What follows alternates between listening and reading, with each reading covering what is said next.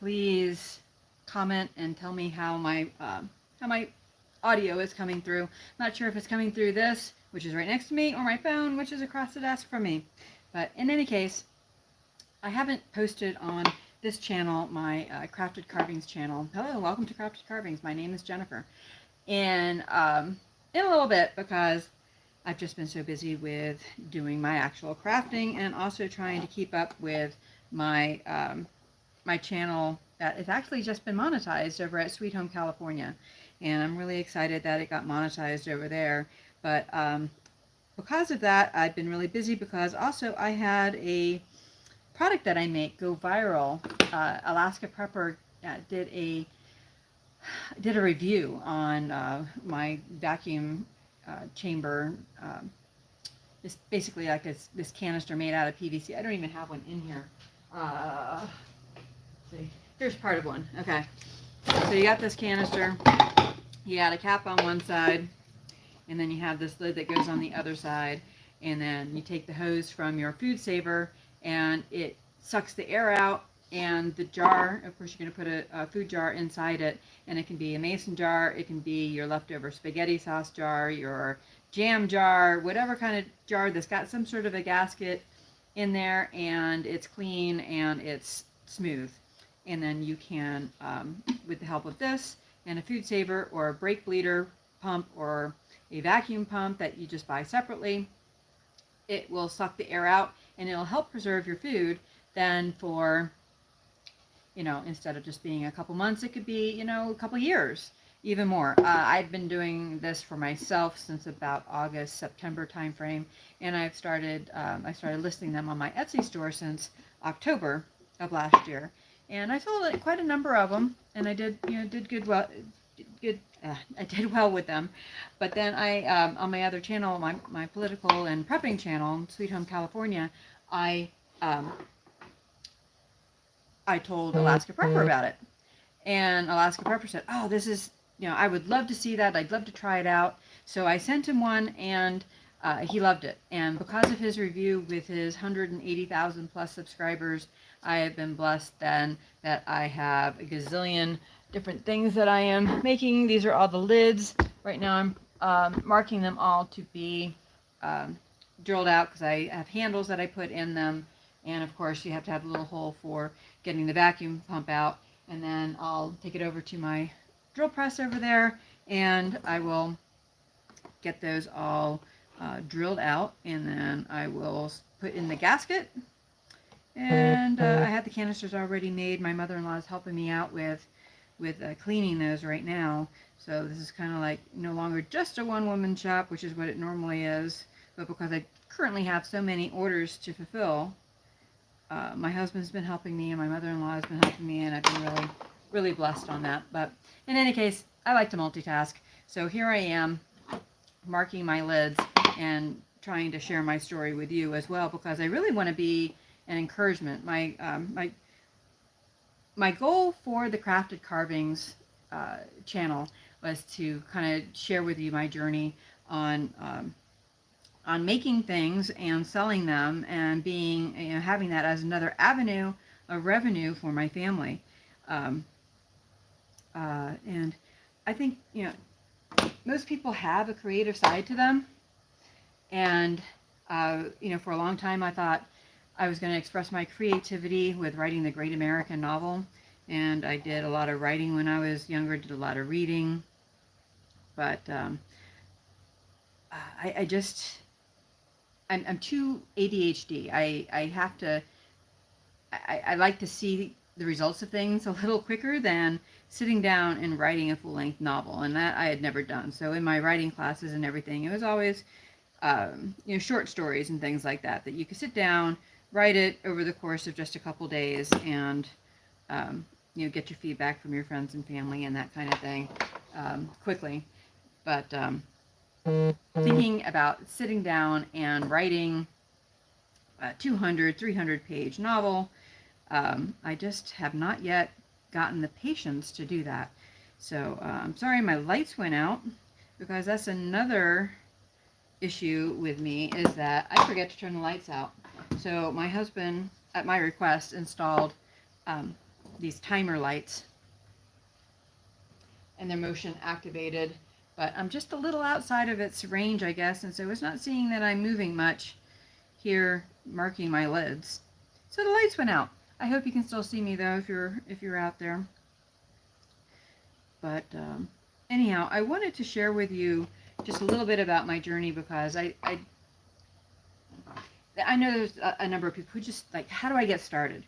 And I got started, or at least my interest in woodworking got started in middle school when back then in middle school, when I went to school, you were required to take a quarter of a year in school in 8th grade doing metalwork, a quarter of the year doing woodworking, a quarter of the year learning how to cook, and a quarter of the year learning how to sew.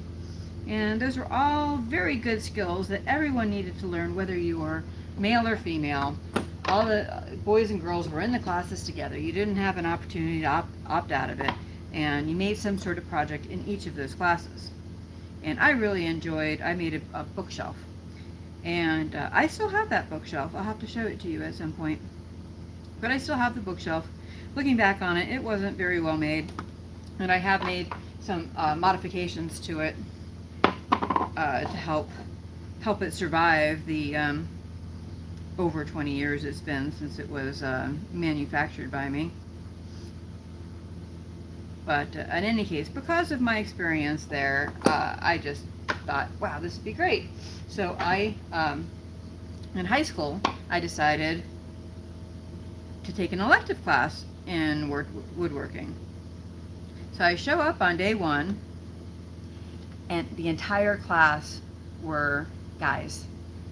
And guys in flannel. Now, not that there's anything wrong with guys in flannel, but it just wasn't my circle of friends at that age.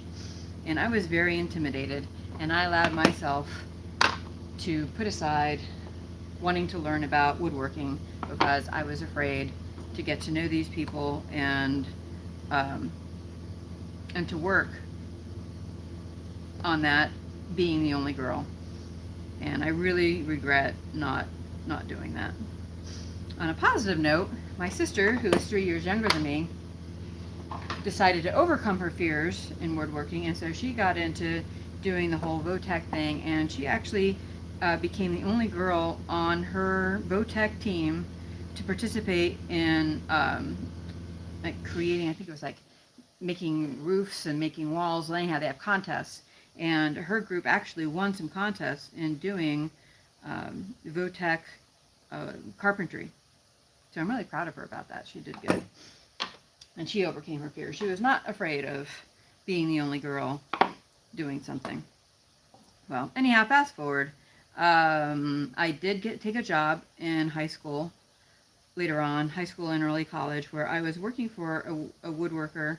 And my job, he routed signs, free-handed routed, BC signs. In fact, I think they're still around. They're out of Pennsylvania, and they were able to come into the mall in Frederick, which is where we lived, and they were able to make signs there in the mall. And my job, his job, was to do the routing. My job was to spray the board black and run it through a planer.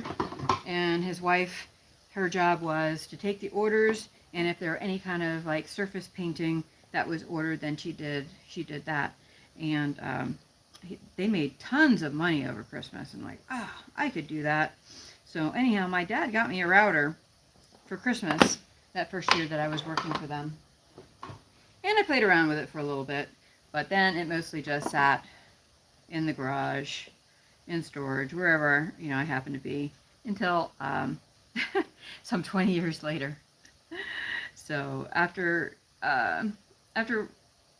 joining the Army, after being a Circuit City manager, after running a children's consignment shop, then I decided that I would like to dust off that router and start learning more about making signs. So in late 2015, early 2016, I opened my Etsy store making hand-routed signs. And then things got so busy that I really couldn't keep up very well. And my husband suggested to me, you should get a CNC. So I kind of didn't want to do that. I mean, it's a whole new learning curve. You have to learn how to program those things and maintain them. And also I thought, well, they're just not as personal. But, you know, that's only if everything that you make is the same thing, then it's not personal. But if every sign you make is designed specifically with the customer's specifications, then it is. So I finally relented and got my first CNC. I now have about 4 of them in my shop, and so I've been making a lot of wood signs, and then I expanded that to corian signs and trays and memorial plaques, and I've been doing that for the last 5 or 6 years, and it's really helped my family be able to do some extra things with the money that comes in from that. But then, you know, last year with everything coming out about potential food shortages and inflation and that sort of thing, I started getting into food preservation, dehydrating, canning, that sort of thing. And I had all these spaghetti jars that I couldn't seal them. But I was like, why waste these jars, you know, especially with glass jars being so expensive. So I was thinking, well, what can I do to seal them? Well, Food Saver used to have these clear canisters, and they were really expensive. Even when they were available, they were expensive. But I got a set that came along with the used Food Saver that I purchased. And I tried putting one of those small jars in there to see if sucking the air out would work, and it did. But even the biggest one wouldn't fit like a quart-sized jar or the spaghetti jar. It was hitting the top. So I was thinking, well, you know, can I make something that's any bigger than that would work out? And so that's when I thought about doing the canister thing. And it does. It works great.